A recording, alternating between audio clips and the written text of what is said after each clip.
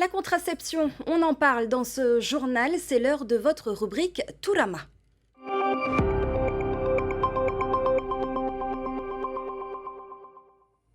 Et je reçois ce soir pour en parler le docteur Sabrina Chanteau. Bonsoir. Bonsoir.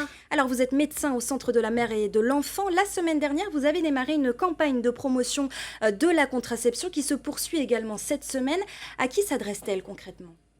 Alors la semaine dernière, on a organisé une grande campagne pour le public.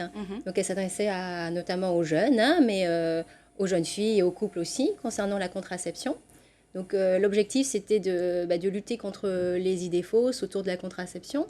C'était de lever aussi beaucoup de freins que l'on a constatés au niveau de la population au sujet de la démarche pour aller demander une contraception. Donc des spots sont passés à la télé, dans les cinémas. Et il continue également de passer sur nos écrans, les réseaux sociaux notamment. Et sur les réseaux sociaux, on imagine bien sûr que les jeunes sont plus particulièrement visés. Est-ce qu'on connaît le chiffre aujourd'hui du nombre d'adolescentes qui tombent enceintes en Polynésie ? C'est encore une problématique. Il y a eu en 2018 environ 130 naissances chez les moins de 18 ans. Donc c'est un taux qui reste stable.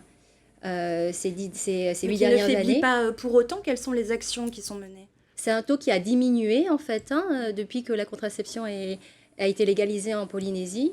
Et là, il reste stable ces dernières années. Pourquoi il ne baisse pas ? Alors, il y a plusieurs facteurs effectivement qui peuvent expliquer.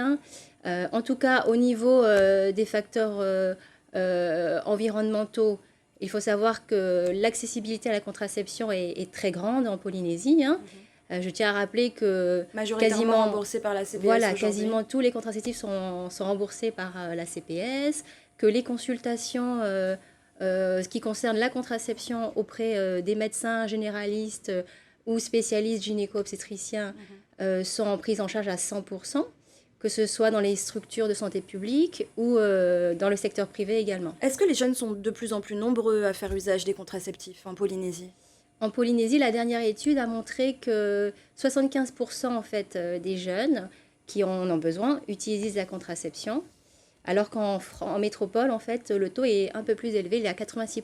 Est-ce que ça veut dire qu'il y a un manque de prévention, notamment dans les écoles ? Alors, au niveau des écoles, il existe ce qu'on appelle le programme d'éducation à la sexualité.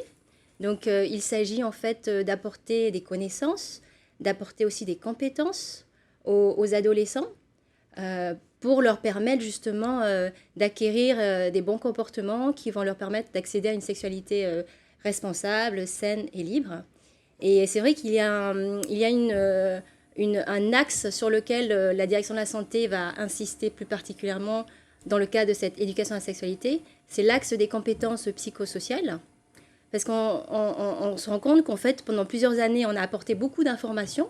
Donc, on était beaucoup sur l'informatif, en fait, au niveau de ces séances. Et là, l'OMS nous rappelle qu'il faut aussi ne pas oublier les compétences psychosociales. En fait, ce sont les capacités d'un individu à interagir avec l'autre, avec les autres, avec son environnement, de manière efficace, constructive et positive. Alors, docteur Chanteau, on parle également des dangers des contraceptifs. Ça fait débat régulièrement, notamment par rapport au stérilet. Pourquoi cette mauvaise presse autour du stérilet et comment vous faites pour combattre les idées reçues ? Mais déjà, le terme utilisé, la stérilet, ça peut évoquer la stérilité.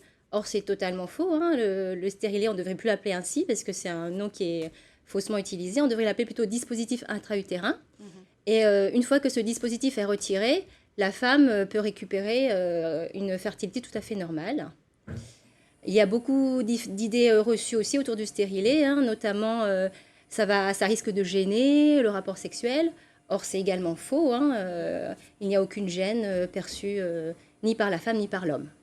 Docteur Chanteau, merci pour toutes ces informations et d'avoir répondu à nos questions ce soir. Merci.